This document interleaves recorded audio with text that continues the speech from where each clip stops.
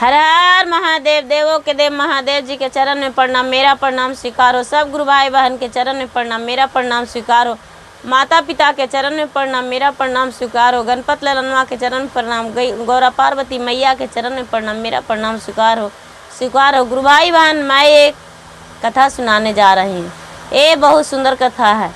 ये शिव से जुड़ी कथा है। जो कथा शिव से जुड़ी होते हैं वो कथा बहुत सुंदर होता है। इसे पूरा सुनिए और पूरा सुन के शिव गुरु का रहस्य जानिए, कथा का रहस्य जानिए। आधा नहीं, आधा सुनने में शिव गुरु का अपमान होता है, पूरा सुनने में ज्ञान होता है। इसलिए कथा को पूरा सुनिए और रहस्य जानिए। एक राजा था, एक रानी थी, उनका एक बच्ची थी, एक लड़की थी। वो लड़की का जब 2 साल हुआ तो बेचारी रानी इस दुनिया से चल बसी। जब दुनिया से चल गई तो राजा सोचे कि मेरा पत्नी तो इस दुनिया से चल गई, अब हम क्यों ना शादी कर लें। और राजा साहब इस बात को अपने नगर में फैला दिए कि भाई हम शादी करना चाहते हैं, अच्छा अगर जो कन्या लड़की मिले तो हम उससे शादी कर लेंगे। राजा थे, उनको रिश्ता आने में कोई भी देरी नहीं लगा, बहुत जल्दी रिश्ता आ गया।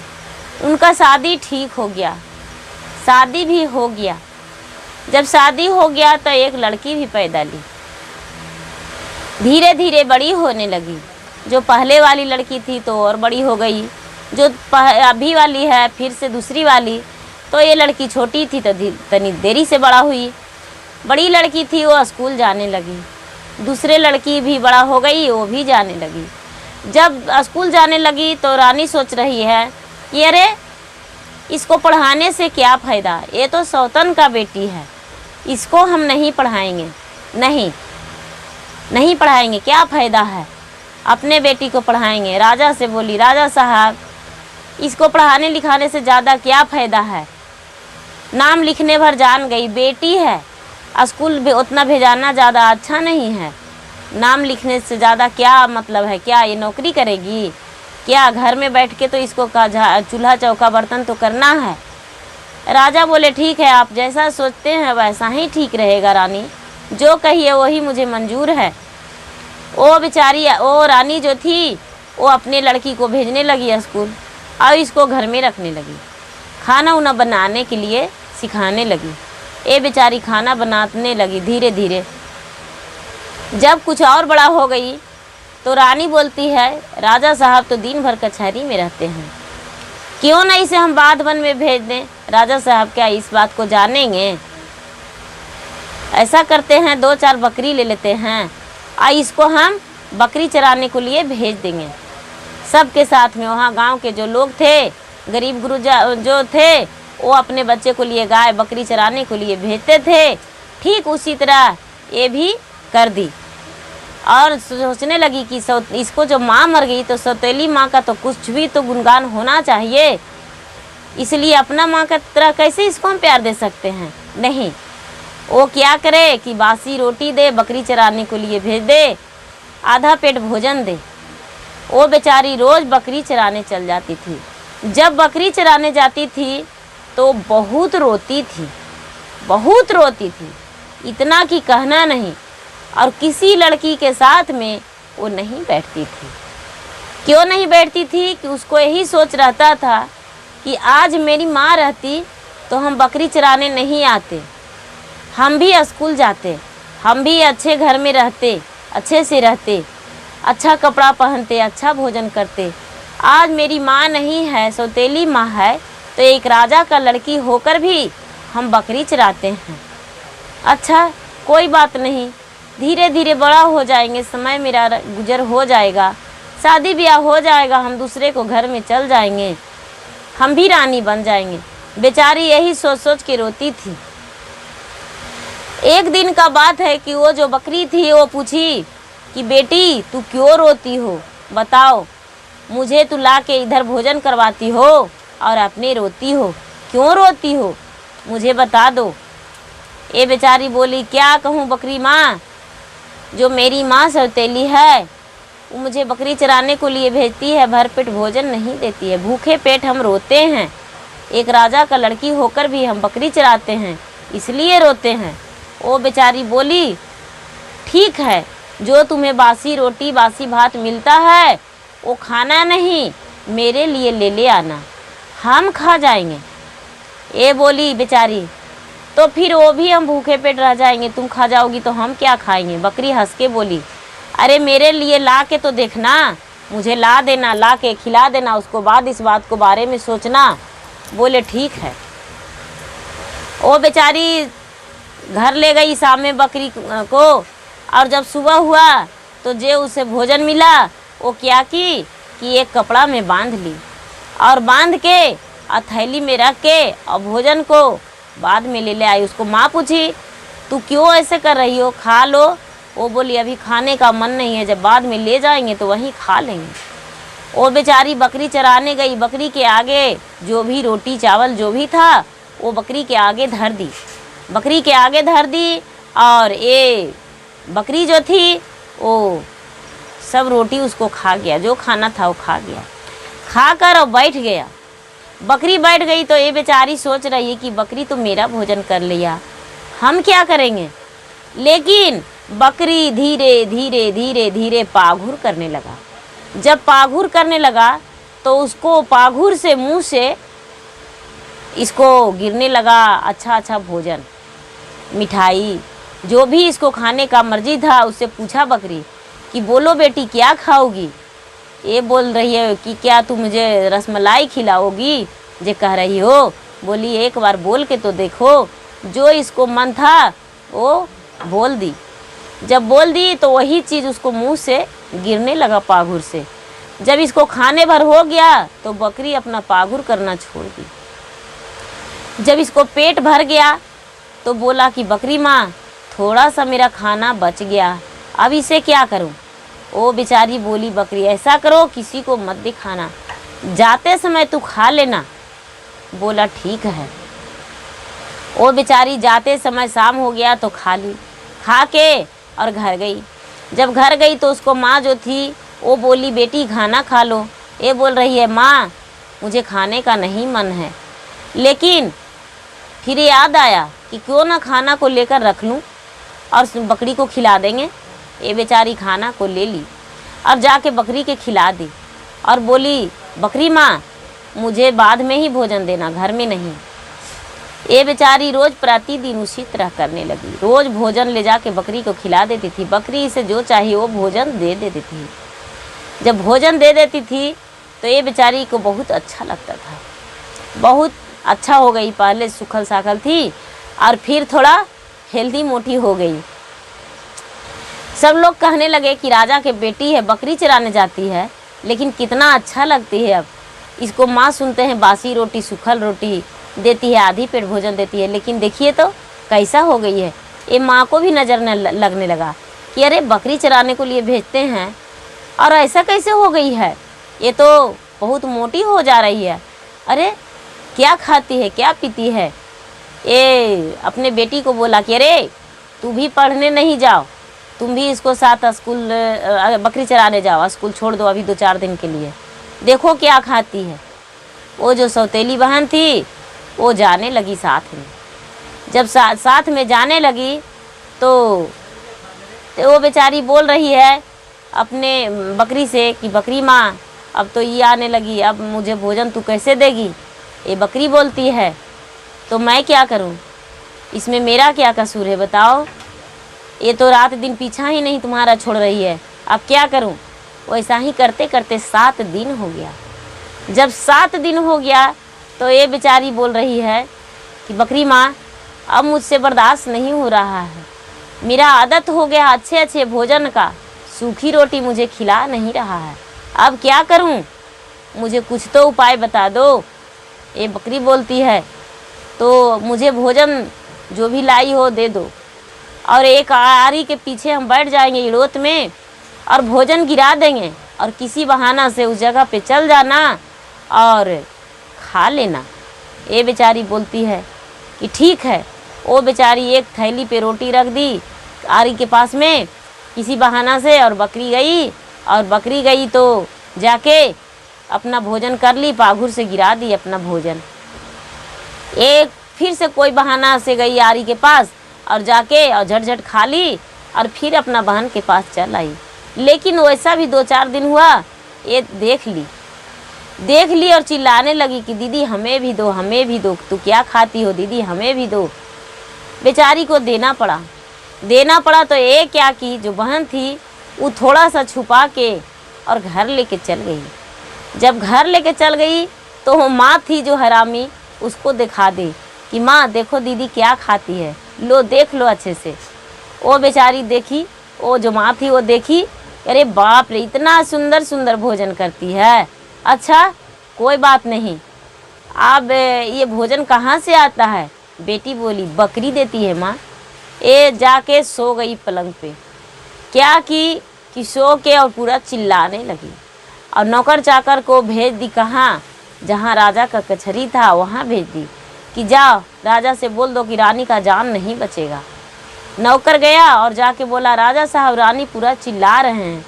ये बोले क्या हुआ है रानी को, बोले पता नहीं क्या हुआ है, जाके देखिए। ओ राजा आए, बोले क्या हुआ रानी, बोले है क्या कहूँ, मेरा जान नहीं बचेगा, कुछ उपाय कीजिए। ये बोलते हैं राजा क्या उपाय करूँ बताओ तो। ये बोले क्या कहूँ, उपाय तो है लेकिन आप थोड़ी ना करेंगे। बोले मैं दावा से करूँगा, बताओ तो एक बार। बोले कि जो बकरी है सबसे बड़ी वाली बकरी, वो वाला बकरी को आप कटवा के और मुझे मांस दीजिए बना के, खाएंगे तब हम बचेंगे, नहीं तो नहीं बचेंगे। एक साधु बाबा आए थे वही बताए हैं। बोले अच्छा ऐसा, तो हाँ। राजा का बात तुरंत बकरी कट गया और बकरी कट गया और उसका मांस भी बन गया। लेकिन ये लड़की जो ऐसा सुनी तो बकरी के पास पहले ही जाके रोने लगी कि माँ आज ऐसा सुन रहे हैं माँ, क्या करूँ, रात का समय है, तुम्हें लेकर भी नहीं कहीं जा सकते हैं, बकरी तो कट जाएगा, तू तो कट जाएगी माँ, मैं क्या करूँ, मुझे कुछ बताओ माँ। वो गला में लिपट के रोने लगी बकरी को। बकरी बोलती है बेटी रो मत, तू मेरा जो सब खाएगा वो हड्डी को पीछे रोप देना, कहीं पे जहाँ पे ज़मीन मिले वहाँ पे रोप देना, और रोप देना वो पेड़ जलम जाएगा, पेड़ भी तुम्हें कुछ देगा, रो मत।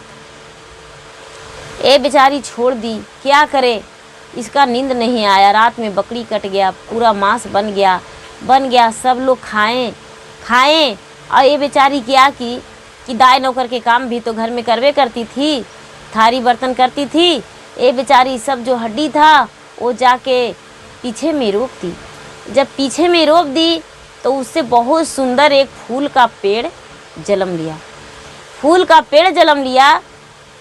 तो ये बेचारी रोज़ पटाने लगी, उस पौधा को पटाने लगी और कहने लगी कि अरे पेड़ तू जल्दी से बढ़ो, मुझे कुछ भोजन दो, मुझे आदत हो गया अच्छा भोजन का, तू धीरे धीरे बढ़ रही हो, जल्दी से बढ़ो। वो पेड़ के पटाते पटाते जल्दी से बढ़ गया। 1-2 महीना में वो उससे कुछ गिरने लगा पेड़ से। ये पेड़ के पास जाती थी और पेड़ को पकड़ के बोलती थी मुझे भोजन दे, तो पेड़ से कुछ गिर जाता था तो इसके खाने के लिए, और ये खा लेती थी और फिर घर चलाती थी। जब घर चलाती थी तो फिर बिल्कुल उसी तरह हो गई। और जब उसी तरह हो गई तो ये बोल रही है इसका माँ कि फिर तो ये नहीं दुबराई पतलाई, कुछ ना कुछ तो ज़रूर इसमें बचा है, फिर ही कुछ खाती है। फिर बेटी को पीछा लगा दी। जब बेटी को पीछा लगाती तो फिर बेटी पीछा करने लगी। जब पीछा करने लगी तो एक दिन पकड़ा गया राज को कि पेड़ से कुछ फल गिरता है, कुछ भोजन गिरता है, यही खा लेती है। दिखा दी अपने माँ को कि देखो माँ दीदी यही खाती है।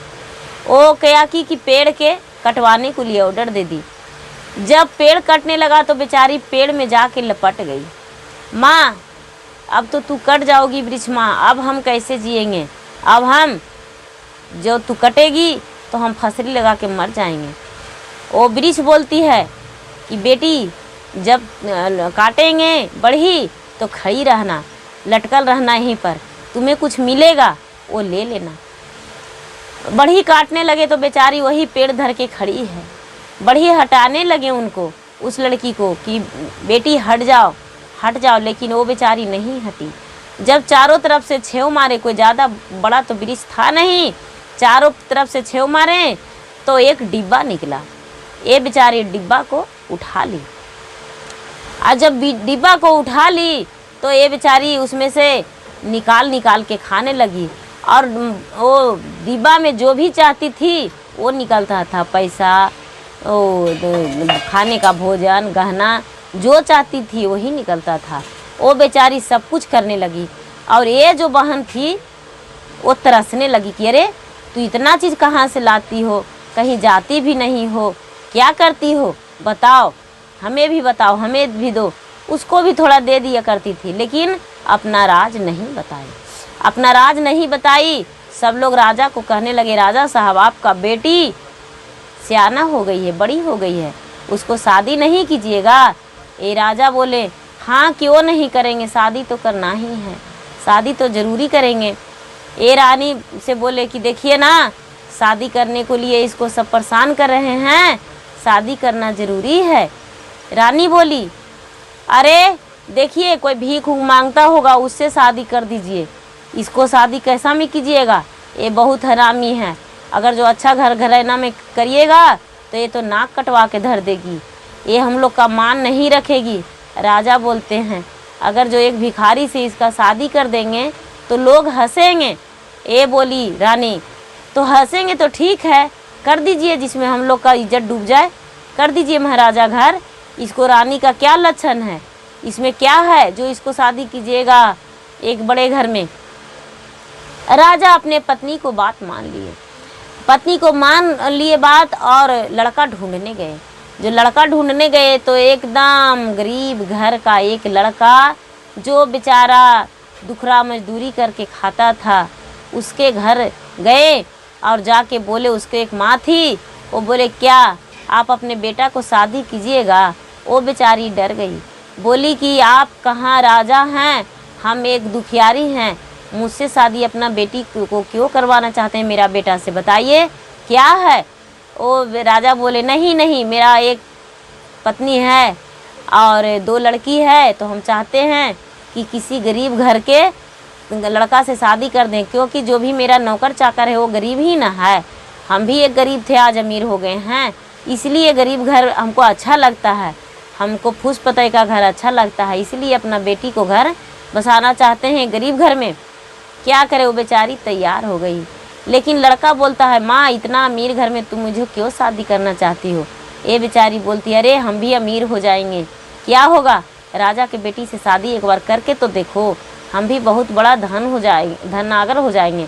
लेकिन ये जो बेचारी थी, ओ जो जिसका लड़का था, वो गरीब भला ही थी, लेकिन दिल का सच्चा थी। वो शंकर भगवान की प्रतिदिन पूजा करती थी, प्रतिदिन पूजा करती थी शंकर भगवान के, और 3 सूत्र का पालन करती थी। वो राजा के घर में जब शादी हुआ, वो बेचारी हंसते हंसते अपना ससुराल चल आई। राजा के, ये गरीब के घर लड़का का शादी हो गया उस राजा के लड़की से, और वो जब ससुराल आई तो देख रही है कि इस घर में तो खाने का भी ठिकाना नहीं है, क्या करें। अच्छा कोई बात नहीं, रातों रात क्या कि 2-4 दिन 8 दिन हुआ, वो बोली अपने डिब्बा से खोल के कि हे डिब्बा, इसमें से थोड़ा इतना धन निकलो, इतना धन निकलो कि जिसमें मेरा घर इतना ऊंचा बनाए, इतना नौकर चाकर रखें कि जिसमें राजा से भी ज़्यादा हो जाए। ये डिब्बा से बहुत धन निकला, सोना चांदी रुपया पैसा हीरा जेवरात सब कुछ निकला।